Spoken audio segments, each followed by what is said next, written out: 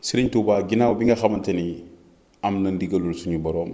nangu nattu yi nga xamante ni suñu boroom dina ko teg mu giseek yenente bi sallallahu alayhi wa sallam foofa ca jàkkay Daaru Xuddoos ci la génnee Touba dem sañci Mbàkke Jolof mu nekk ci weeru mars 1895 te bi nga xamante ni Serigne Touba nekk na Mbàkke Jolof tuuma yi taxul mu arrêté ci la le gouverneur envoyé le clerc ngir mu dem Mbàkke Jolof ngir gisanteeg autorité locale yi nga xamante ni ñi ngi fa ngir lëkkaloo ak ñoom ngir mën a sosal ku tedd ki Xaadimu Rasuul te autorité locale yooyu ñoom it ñooy nangu li nga xamante ni le clerc mi ngi leen koy defloo muy tuuma yi te wax naa leen ko nee naa leen mennum Sàmba Lawbe Penda képp moo nangul woon sal buloo muy jëf ju salte jooju ngir tuumaal sëñ bi yi nga xam ne tubaab bi doon nañu ko defloo moom képp moo bañoon loolu ba wax naa leen tuuma yi nga xam ni ginnaaw bi ma Abdouloo def na ko sàcc ab kaseem ngir lan ñu fexeel Sàmba Lawbe ba moom mu daal di koy wuutu ban jëloon Sàmba Lawbe yóbbu ko fi nga xam ne fa doon yóbbu woon Serigne Touba muy Gabon. ci le 10 juillet 1895 ci la rapport bu njëkk muy le clerc bind daal di bind ca rapport ba lu ko neex ndax ca rapport ba xam naa dinaa ci ñëw lam ca waxal sëñ bi daa am ay ngànnaay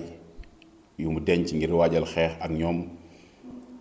ak yu bëri yoo xamante ni wax na ko te dara amul naan sëñ bi ma nga woon Ñambur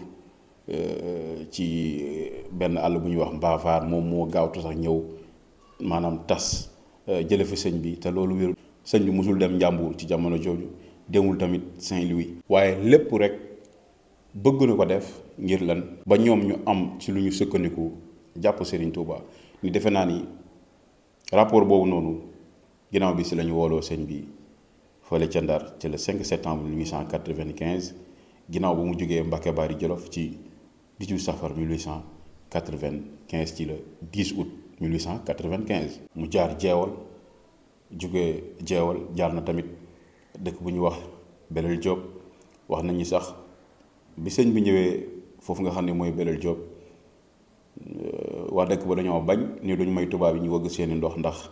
jaamu yàlla bi ñu jàpp ni dañ koy yóbbu sëñ bi jaar Kokki jóge Kokki jaar Louga ba ni mu demee Saint-Louis xam naa dinañ ci ñëw ca kanam kon sëñ bi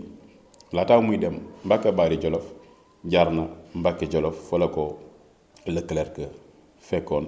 ak ñi nga xamante ni ñoom la lëkkaloo ngir ñu mën a sosal sëñ bi mennum Sàmba Lawbe Penda rek moo nunguloon li ko tubaab yi doon jëfloo kon dinaa ñëw ci Mbàkke Bari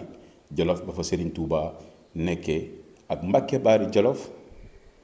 kan moo ko sanc laataa Serigne Touba di ñëw di ko sancaat